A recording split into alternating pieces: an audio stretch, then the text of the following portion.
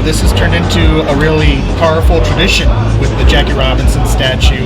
What was it like not only to have the Dodgers out there, but also the Cubs? It was great. I think that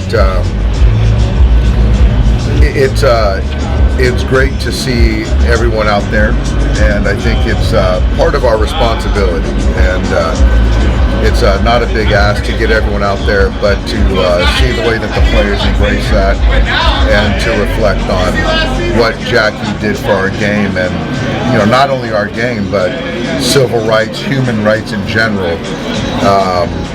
Was great to get everyone together. You always talk about having gratitude, and you pointed out that Jason Hayward had the gratitude when you asked him to speak. What was it like for you as a manager to get that reaction from that player? Yeah, it's like, those are things that as a manager, it's not always about kind of performance on the field. I think for me, I get more joy out of seeing players mature and grow and have gratitude. And I think that Jason really understands who he is as a man and his place in this world. So I just feel that kind of rubs off and impacts guys that are in our clubhouse. He's in the lineup tonight. Will Smith is not in the lineup again. How sick is he? He's just not feeling well. So my plan, my hope is that Will be in the lineup tomorrow. And this is not it's just like being sick kind of thing like that. So nothing like physical as far as tissue. Have you sent him home? He was hanging around before the game yesterday. Do you want to keep him away from the other players? No, he kind of stayed away yesterday. Today he's got his strength back, feels good. I don't know if he's going to be available, but again, my hope is that he'll be in there tomorrow. You kind of mentioned with Hayward some stuff off the field. I'm sure you had some impressions, some knowledge going into it, but how much is he sort of surprised you, just how much of an impact he sort of had in that room for you guys? I've been waiting a long time to be on the same team with Jason. And you've heard so many things. I heard so many things about him, and people talk in his game. And he's still got a charity in Chicago, and he just does a lot of stuff off the field. And so to be here, it's not surprising his willingness to use his voice and experience to help our ball club and our organization. Can you talk about last night's home run outburst last night? Yeah, you know what? I think we've kind of sussed it out, and Andre was tipping his pitches, and so you got to give credit to those guys for detecting that from Andre, and he didn't make great pitches, but it's certainly a lot easier when you know what's coming. You got a new pitcher in your bullpen tonight. Has Andre been an option, or is he still here as far as back? Oh, no, Andre's still here. Okay. Yeah.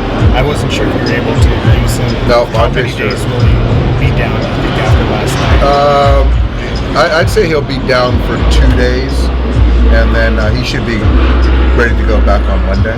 Can you call Ross and invite them? Like, how did that kind of come about? So I think that was driven by the Dodgers, and they reached out to David, and I knew that his answer would be yes, and to see his players and staff be there, it's really good to see that was well represented. Last year, Hayward went through David to kind of encourage his teammates to donate to the Jackie Robinson Foundation. Are you aware of him encouraging these guys to do the same? No, I didn't know that. I think that the Players Alliance does a great job, but with the Jackie Robinson Foundation and the Dodger Foundation, working with them, there's a lot of resources that we're allocating. And even today, we got a chance to meet, I think, 6 or 8 children of color, young adults that are beneficiaries of the Jackie Robinson Scholarship, so that's pretty cool. Dave, can you say what the tell was with Andre, or if it was something he had done in the past? It's something he had done in the past, yeah. Dave, I wanted to ask you about Trayce's reverse lefty-righty split. It's gone on for a little while now. I'm just wondering at what point that sample size becomes large enough where you can start to think, maybe this is actually just who he is. I think it's just, I think right now for me, I look at it as he is a neutral hitter. You know, I think that he's had a lot of success in recent, you know, last year and obviously this year, having a back quality versus right. I still think that the quality of contact versus left. So I think it's actually a big compliment that I feel comfortable with him in the back box versus either. Then the next layer is our roster and how I can deploy guys to put them in the best spots. So I think Trayce's splits are, you know, with the right, it's pretty impressive. I would just say that. Dave, is it possible all these walks Vargas is taking are making him a little passive at the plate? Would you like to see him maybe be a little more aggressive? You know, I think right now with Miguel, he's just missing some pitches that I think that he normally doesn't. But also, there was a couple balls that he squared up in San Francisco.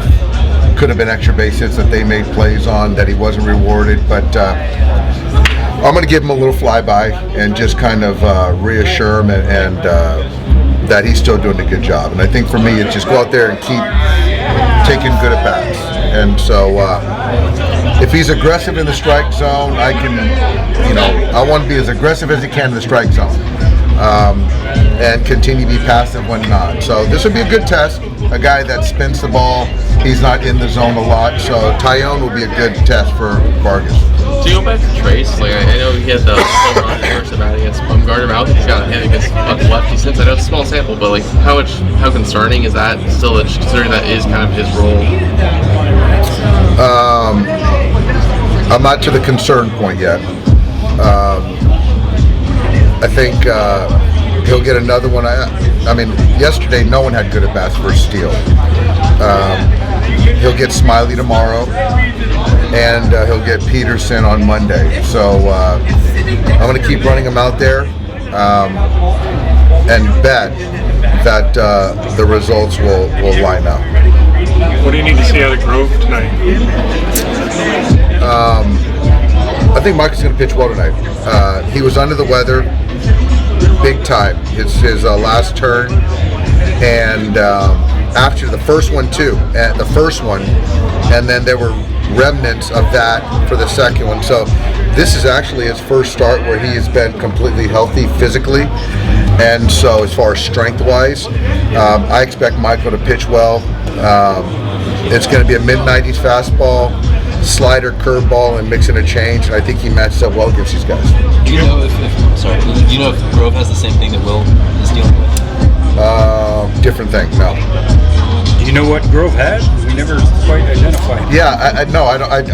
I know it was a strep throat. I think it was strep throat. Yeah, that's what it was. Yeah. Dave, I know this is kind of a broad question, but how would you sort of sum up the state of opportunities at the coaching level and at the executive level for people of color in baseball at this moment? At this moment, not good. I think organization-wide, I think we're doing a really nice job of having people of different backgrounds and ethnicities being a part of organizations as well as Major League Baseball. But as far as to your question in leadership positions, we're falling short. We've seen in the NFL they've incentivized with draft picks, getting more assistant coaches, coordinators, that kind of thing. Does it take that kind of on-field incentive to maybe generate some progress? Are those the kind of things kind of steps that would be valuable to increase those opportunities? Yeah, you know what? It's hard to kind of talk about incentivizing. On one side, I think to motivate people, organizations to make those hires, whatever works by any means necessary, you support. But on the other hand, I just believe that there's just a lot of people of color that are qualified, and also women, and So to have to feel like they're incentivized to get hired seems almost like so it's kind of both-sided from me. Counterproductive, right? Because it shouldn't be as a gift. It's something that people, I think, that are qualified deserve that opportunity, and they're just not getting those to this point. Hey, Magic just bought a football team.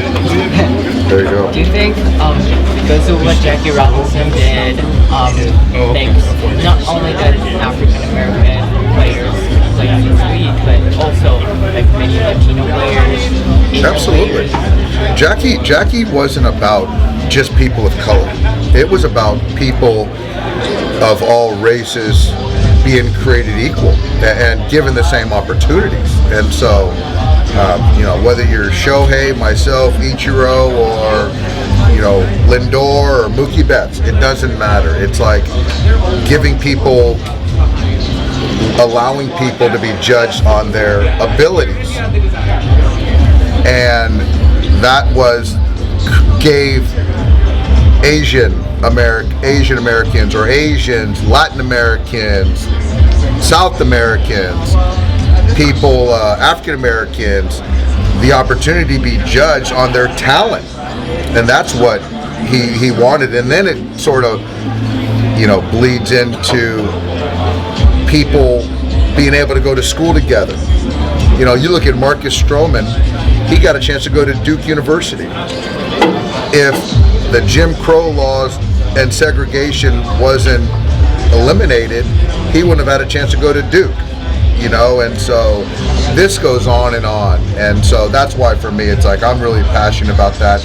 And it's not just about blacks, and it's not just about baseball. It's so much beyond that.